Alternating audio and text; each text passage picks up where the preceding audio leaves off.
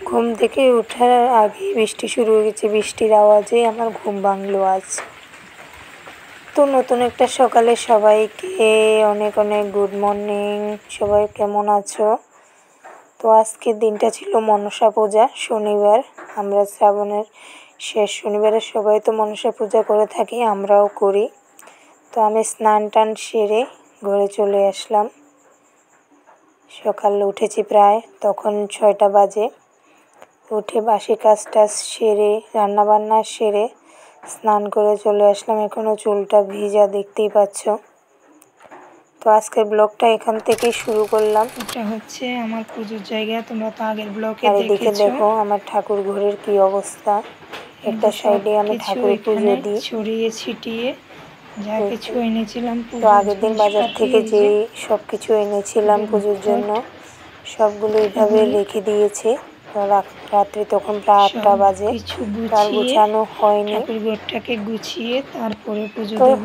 চলো ফিরে তা আসছি দেখতে সব থাকো গুছিয়ে কিভাবে আমি রেডি হয়ে। মনসা পুজো দিচ্ছি। নমস্কার আর এখন বন্ধুরা, চলো আমি গৌরী রেডি রেসিপি হয়ে অ্যান্ড ব্লগ চ্যানেলের ঘরটা গুছিয়ে ছোট্ট তারপরে একটা ফিরে ব্লগ আসছি। দেখার জন্য সবাইকে অনেক অনেক আমন্ত্রণ রইল।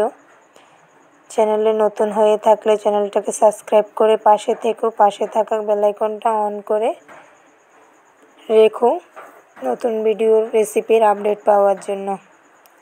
আর যারা ফেসবুক থেকে আমার ভিডিওগুলো দেখছো, ফেসবুকটাকে ফলো করে আমাকে সাপোর্ট করো। আর ভালো লাগলে ভিডিওগুলো লাইক কমেন্ট শেয়ার করো। তো আমি রেডি হয়ে চলে আসলাম সিঁদুর টিঁদুর পরে, স্নান টান সেরে। যেহেতু পুজো দিচ্ছি তাই একটু সিঁদুর টিঁদুর পরে নিলাম। আর এদিকে পুজোর বাসন টাসনগুলো সব ধুয়ে টুয়ে নিয়ে এসেছি। পুজোর জায়গাটাও যেখানে পুজো দেবো ওইটাও গুছিয়ে নিয়েছি। সবার প্রথমে বসে পড়লাম, ফলমূলগুলি কেটে নেব। সব বের করে নিয়ে আসলাম। আর এদিকে যা যা লাগবে ফুল পাতা ওগুলো রেখে দিয়েছে একটা চালনির মধ্যে। আর আমাদের পুজোর মেন উপকরণ হচ্ছে পেয়ারা আর এই যে এটাকে খরবুজা বলে মনে হয়, আমি ঠিক জানি না। আমাদের ভাষায় এটাকে চিমড়া বলে, কার ভাষায় কি বলে এটা জানাবে। খুব সুন্দর একটা গন্ধ। তো আমি ফল প্রসারিগুলি সব কেটে নিলাম।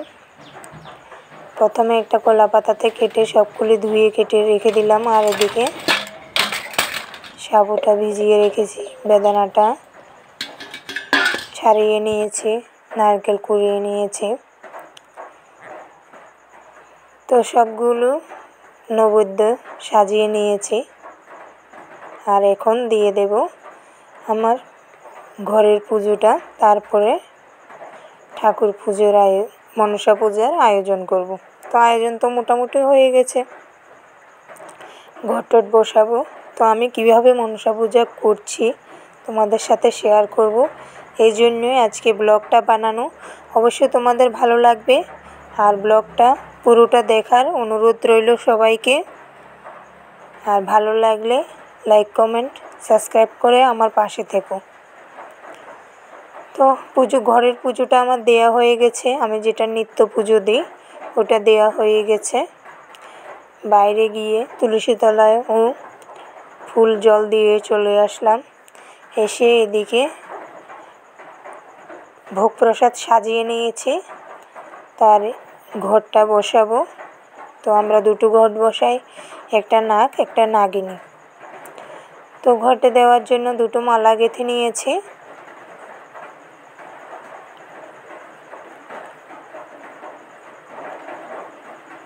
আর ঘটে দিয়েছি বাঁশ যেটাকে বাঁশের আগা বলে, বাঁশ আগা, কচুর ফুল, পদ্ম, লাল ফুল, তারপরে অশ্বত্থ গাছের পাতা, আমপল্লব, দুব্বা, বেলপাতা, এগুলো দিয়ে দুটো ঘট আমি সাজিয়ে নিয়েছি চন্দন সিঁদুর দিয়ে। ধূপটাও জ্বালিয়ে নিলাম। পুজোর দিনে ঘরে একদম অন্ধকার করে আমার ধূপ দিতে খুব ভালো লাগে। তো সবার প্রথমে আমি ঘট বসানোর আগে ধূপ প্রদীপ জ্বালিয়ে নিয়েছি, তারপরে ঘটটা বসাবো। আমি সব প্রথমেই পুজো দিতে গেলেও নিত্য পুজোর আগেও আমি আগে প্রদীপ ধূপ এগুলো জ্বালিয়ে নিই, তারপরেই পুজোর আয়োজন করি। আমার ভালো লাগে সবার প্রথমে ধূপ প্রদীপ দিয়ে তারপরে পুজো শুরু করতে। তো প্রতিদিনের নিয়ম, আগে আমি ধূপ প্রদীপ জ্বালিয়ে এখন ঘরটা বসিয়ে দিচ্ছি।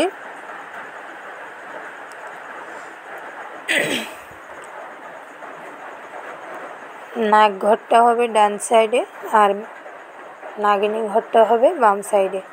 তো আগে নাগ ঘরটা বসিয়ে নিলাম, বসিয়ে মালা দিয়ে দিলাম। তো আমি বাজারে গিয়েছিলাম মা মনসার ছবি খুঁজতে, পাইনি, দুঃখের বিষয়। নেক্সট টাইম আগে থেকেই খুঁজে রেখে দেব। বৃষ্টির দিন হয়তো বসেনি, আর দোকানে অনেক লেট হয়ে গেছিলো বাজারে সব কিছু কেনাকাটা করতে করতে, তাই আর সব খরচাপাতি নিয়ে আর খুঁজিনি বেশি। তো আগের থেকেই কেনাকাটা করে রেখে দেব, কি আর করা যাবে। আর এদিকে দেখো আমি কিভাবে সাজিয়েছি। তোমাদের কেমন লেগেছে আমার পুজোর জায়গাটা সাজানো কমেন্টে জানাবে। আর তোমরা তো জানো আমার ঘরে তেমন কিছুই নেই, যতটুকু যা আছে ওইটা দিয়ে আমি চেষ্টা করছি সাজিয়ে গুছিয়ে পুজো দেওয়ার। ভুল ত্রুটি হলে মা মনসা ক্ষমা করে দেবে, আর তোমরাও যদি ভুল ত্রুটি হয়ে থাকে মাফ করে দিও।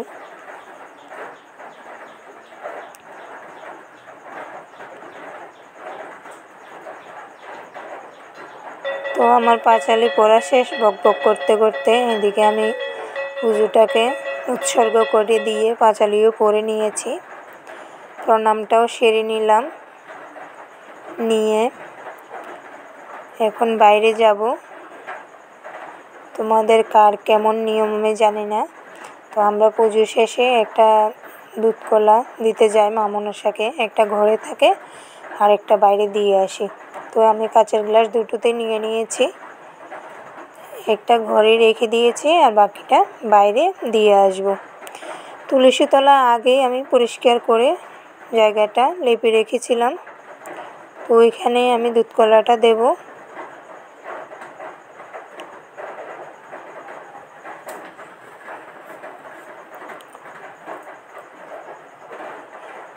তো বন্ধুরা আমার ভিডিওটা তোমাদের কেমন লেগেছে অবশ্যই কমেন্টে জানাবে, আর ভালো লাগলে লাইক কমেন্ট শেয়ার করবে।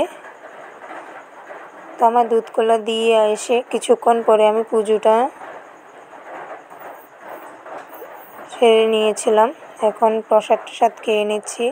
তো আজকের ব্লগটা তোমাদের কেমন লেগেছে অবশ্যই কমেন্টে জানাবে, ভালো লাগলে লাইক কমেন্ট শেয়ার করবে, সাবস্ক্রাইব করবে, পাশে থাকবে, ফেসবুক থেকে ফলো করে আমাকে সাপোর্ট করবে।